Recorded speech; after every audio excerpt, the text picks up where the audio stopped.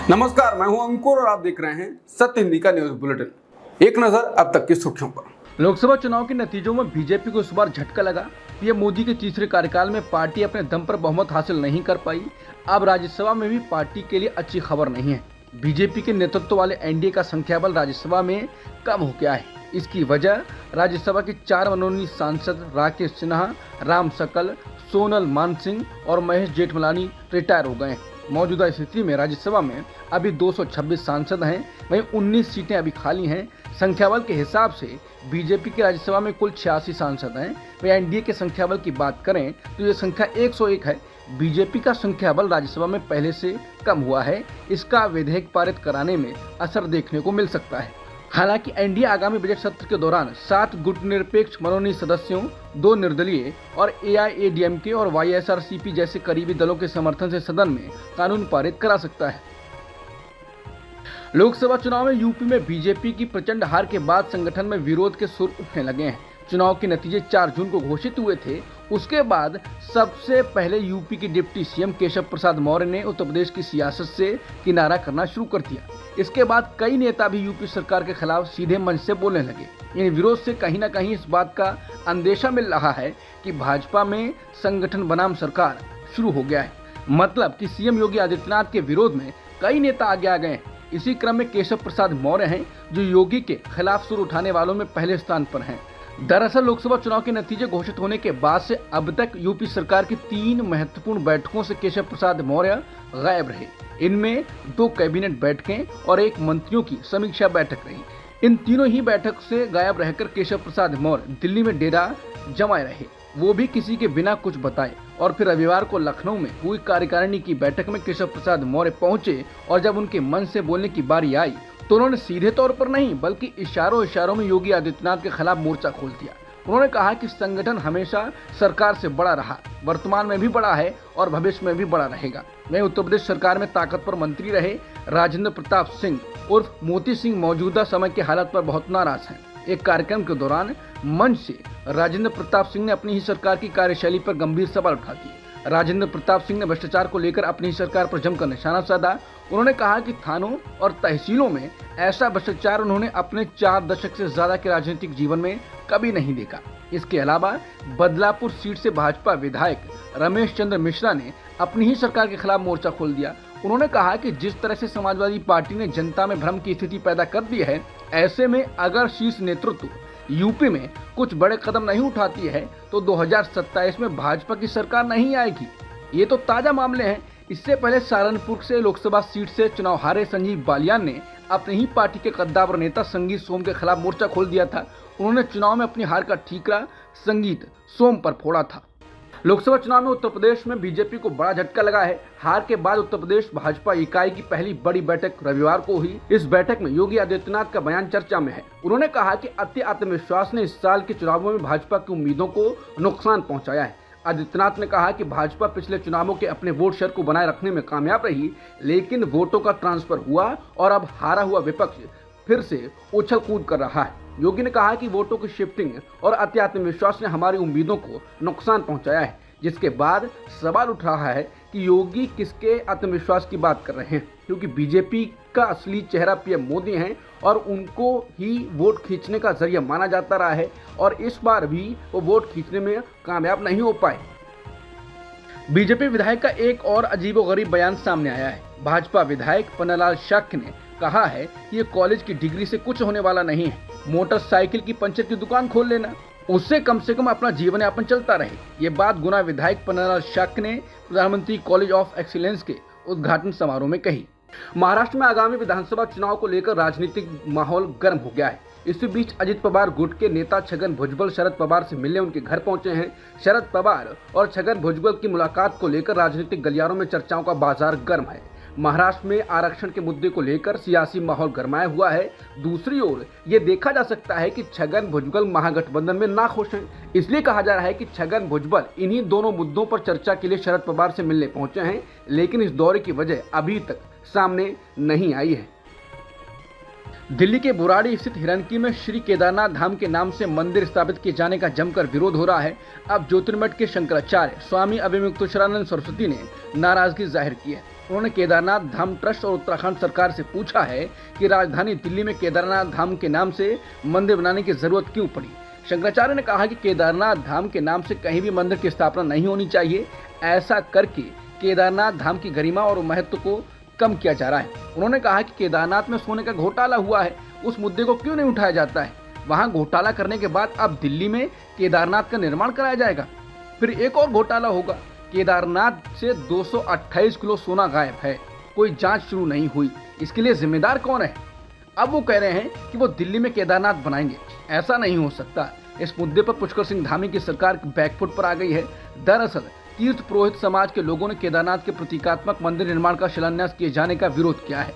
केदारनाथ धाम के तीर्थ पुरोहित संतोष त्रिवेदी ने कहा है कि हिंदू परंपराओं के साथ छेड़छाड़ करने का प्रयास किया जा रहा है, जिसे बर्दाश्त नहीं किया जाएगा। सरकार इस फैसले को शीघ्र वापस ले, नहीं तो देश में बड़ा आंदोलन होगा। ये हिंदू आस्था के साथ सनातन और वैदिक परंपरा का अपमान है। विपक्षी दल कांग्रेस भी इस मुद्दे पर सत्तारूढ़ पर हमलावर हो गई है। कांग्रेस नेता श्रीनिवास वीवी ने कहा है कि धर्म के ठेकेदार अपवित्र मंदिरों की फ्रेंचाइजी खोल रहे हैं। क्या ये शर्मनाक नहीं? कुछ लोग कह रहे हैं कि पूज्य शंकराचार्य ने भाजपा सरकार और मीडिया को बेनकाब कर दिया। शंकराचार्य स्वामी अभिमुक्तेश्वरानंद सरस्वती ने आज उद्धव ठाकरे से मातोश्री में मुलाकात की। मुलाकात के बाद उन्होंने कहा कि हम हिंदू हैं, हम पाप और पुण्य में विश्वास करते हैं। विश्वासघात पाप है। हम ये देखकर दुखी हैं कि उद्धव ठाकरे के साथ जो हुआ, और ये पीड़ा तब तक कम नहीं होगी जब तक हम उन्हें फिर से महाराष्ट्र के मुख्यमंत्री के रूप में नहीं देखते। जून में थोक महंगाई बढ़कर 16 महीनों के ऊपरी स्तर पर पहुंच गई है। आज 15 जुलाई को जारी किए गए आंकड़ों के अनुसार जून में थोक महंगाई बढ़कर 3.36% पर पहुंच गई है। फरवरी 2023 में थोक महंगाई दर 3.85% रही थी। वहीं मई में थोक महंगाई बढ़कर 15 महीनों के ऊपरी स्तर 2.61% पर थी। इससे पहले अप्रैल 2024 में महंगाई 1.26% रही थी, जो 13 महीने का उच्चतम स्तर था। उधर शुक्रवार को रिटेल महंगाई में भी तेजी देखने को मिली थी। वहीं खाद्य महंगाई दर मई के मुकाबले 7.4% से बढ़कर 8.68% हो गई है। रोजाना की जरूरत वाले सामानों की महंगाई दर 7.20 से बढ़कर 8.80% हो गई है। कांग्रेस ने ट्वीट कर बड़ी महंगाई पर पीएम मोदी पर निशाना साधा। कांग्रेस ने कहा कि जनता पर महंगाई मैन मोदी का चाबुक फिर चला। थोक महंगाई दर ने 1 साल 4 महीने का रिकॉर्ड तोड़ दिया है। सब्जियों से लेकर खाने के सामान में बेतहाशा महंगाई दर्ज हुई है। फूड आर्टिकल्स की महंगाई 8.68%, दालों की महंगाई 21.64%, सब्जियों की महंगाई 38.76%, प्याज की महंगाई 93.35%, आलू की महंगाई 66.37%, फलों की महंगाई 10.14%। नरेंद्र मोदी को गरीबों के तकलीफ से कोई फर्क नहीं पड़ता। वो गरीबों के मुंह से निवाला छीनकर अपने अमीर दोस्तों को मौज करवा रहे हैं। मध्य प्रदेश हाईकोर्ट के पूर्व जज रोहित आर्य अपनी रिटायरमेंट के 3 महीने बाद ही उप मुख्यमंत्री राजेंद्र शुक्ला की मौजूदगी में भाजपा में शामिल हो गए। जज रहने के दौरान कई फैसलों को लेकर उन्होंने सुर्खियां बटोरी थी। भाजपा के नेता, कार्यकर्ता, मंत्री, विधायक, सांसद उनके फैसलों से बहुत खुश होते थे और उनके फैसलों पर बयान भी देते थे। 2021 में उन्होंने stand up comedian Munawar Faruqui और नलिनी यादव को जमानत देने से इनकार कर दिया, जिन पर इंदौर में एक शो के दौरान धार्मिक भावनाओं को कथित तौर पर आहत करने और कोविड-19 प्रोटोकॉल का उल्लंघन करने का आरोप था। उन्होंने कहा कि एकत्रित किए गए साक्ष्य जानबूझकर इरादे से भारत के नागरिकों के एक वर्ग की धार्मिक भावनाओं को ठेस पहुंचाने को दर्शाते हैं। हालांकि बाद में उनके आदेश की धज्जियां उड़ाते हुए सुप्रीम कोर्ट ने मुनव्वर फारूकी को जमानत दे दी। ऐसे ही एक अन्य मामले में जो एक साल पहले ही सुर्खियों में आया था, आर्य ने एक महिला को मोलेस्ट करने के आरोपी को इस शर्त पर जमानत दी थी कि वो रक्षाबंधन के दिन शिकायतकर्ता के सामने खुद उपस्थित होगा और अपनी कलाई पर राखी बंधवाएगा। शहीद हुए कैप्टन अंशुमन का परिवार लगातार आर्मी के शहीद परिवार को मिलने वाली वित्तीय सहायता के नियमों में बदलाव की बात कर रहा है। उन्होंने कहा था कि बेटे को मिले मरणोपरांत कीर्ति चक्र को बहू ने छूने भी नहीं दिया। बेटे के जाने के बाद बहू सम्मान लेकर चली गई, हमारे पास कुछ नहीं बचा। आर्मी को शहीद के परिवार को मिलने वाली वित्तीय सहायता के नियमों में बदलाव करना चाहिए।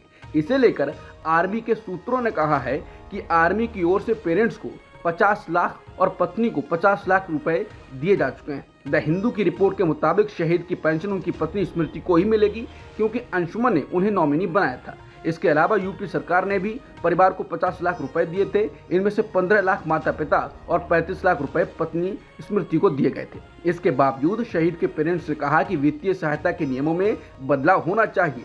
आर्मी के एक अधिकारी ने कहा कि कैप्टन अंशुमन मार्च 2020 में आर्मी मेडिकल कॉर्प्स में शामिल हुए थे। पत्नी स्मृति को आर्मी के ज़्यादा बेनिफिट इसलिए मिल रहे हैं क्योंकि अंशुमन ने उन्हें अपना नॉमिनी बनाया था। पॉलिसी के अनुसार एक बार जब एक अधिकारी की शादी हो जाती है तो उसकी पत्नी पेंशन के लिए नॉमिनी होती है। इसके साथ ही बताया गया कि अंशुमन के पिता आर्मी में रिटायर्ड जेसीओ हैं। उन्हें पेंशन और आर्मी की अन्य सुविधाएं पहले से मिलती हैं।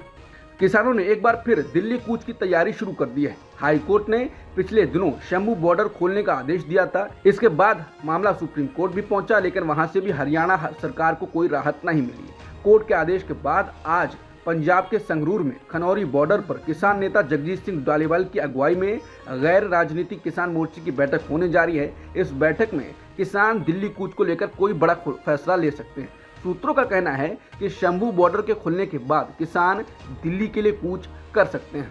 सुप्रीम कोर्ट ने गुरुवार को कहा कि सरकारी रिकॉर्ड में स्पेलिंग में मामूली बदलाव के कारण भारतीय नागरिकता पर संदेह नहीं किया जाना चाहिए। सुप्रीम कोर्ट ने आधिकारिक दस्तावेजों के बिना भारतीय नागरिकता साबित करने के लिए ग्रामीण क्षेत्रों विशेषकर असम में अनभिज्ञ या अशिक्षित व्यक्तियों द्वारा सामना की जाने वाली चुनौतियों पर प्रकाश डाला। जस्टिस विक्रम नाथ और जस्टिस एहसानुद्दीन अमानुल्लाह की बेंच ने इस बात पर प्रकाश डाला कि ये आम है, ऐसे व्यक्तियों के पास सरकार द्वारा जारी दस्तावेजों की कमी होती है। अपने ऊपर जानलेवा हमले के बाद पूर्व अमेरिकी राष्ट्रपति डोनाल्ड ट्रंप ने पहली बार इंटरव्यू दिया। अपने पहले इंटरव्यू में ट्रंप ने कहा कि उन्होंने रिपब्लिकन पार्टी के सम्मेलन में दिए जाने वाले भाषण को पूरी तरह नए सिरे से लिखा है। इसमें उन्होंने बाइडेन की आलोचना के बजाय एकता का संदेश देने पर फोकस किया है। उन्होंने कहा कि अगर ये हमला नहीं होता तो अब तक के सबसे असाधारण भाषणों में से एक होता। इसमें राष्ट्रपति बाइडेन की नीतियों की आलोचना होती, लेकिन अब ईमानदारी से कहूं तो अब ये बिल्कुल अलग भाषण होने जा रहा है। ये देश को एक साथ लाने का मौका है, मुझे ये मौका मिला है। ट्रंप ने कहा कि उनके अंदर जो ऊर्जा दिख रही है वो जनता से आ रही है। रैली में जो लोग उस वक्त थे ये उन्हीं के उत्साह का नतीजा है। अमेरिका के राष्ट्रपति जो बाइडेन ने राष्ट्र के नाम संबोधन में पूर्व राष्ट्रपति डोनाल्ड ट्रंप पर जानलेवा हमले की निंदा की है। उन्होंने इस हमले में मारे गए एक व्यक्ति के परिजनों के प्रति संवेदना जताई। उन्होंने अमेरिकी समाज में हिंसा पर कहा, हम इस रास्ते पर नहीं जा सकते, हमें इस पर जाना भी नहीं चाहिए। हम अपने इतिहास में काफी हिंसा झेल चुके हैं। केपी शर्मा ओली ने 15 जुलाई को चौथी बार नेपाल के प्रधानमंत्री के रूप में शपथ ली। नेपाल की सबसे बड़ी कम्युनिस्ट पार्टी के नेता को राष्ट्रपति रामचंद्र पौडेल ने रविवार को एक नई गठबंधन सरकार का नेतृत्व करने के लिए नेपाल का प्रधानमंत्री नियुक्त किया था। ओली पुष्प कमल दहर प्रचंड का स्थान लेंगे, जो शुक्रवार को प्रतिनिधि सभा में विश्वास मत हार गए, जिससे ओली के नेतृत्व में नई सरकार का गठन हुआ। अर्जेंटीना ने कोपा अमेरिका फुटबॉल टूर्नामेंट एक बार फिर जीत लिया है। कोलंबिया के खिलाफ खेले गए मैच में अर्जेंटीना 1-0 से विजयी रहा। अर्जेंटीना ने ये जीत स्टार खिलाड़ी लियोनेल मेसी के दूसरे हाफ में बाहर होने के बावजूद हासिल की। चोट की वजह से मेसी के बदले दूसरे खिलाड़ी को उतारा गया था। स्पेन ने इंग्लैंड को 2-1 से हराकर यूरो फुटबॉल कप खिताब जीत लिया है। स्पेन ने रिकॉर्ड चौथी बार यूरो कप जीता है। रविवार को बर्लिन में हुए फाइनल मैच में शुरुआत से ही स्पेन ने अपना दबाव बनाने की कोशिश की, लेकिन इंग्लैंड ने जमकर संघर्ष किया। अब तक की सुर्खियों में इतना ही। बाकी खबरों के लिए बने रहिए सत्यहिंदी.com के साथ।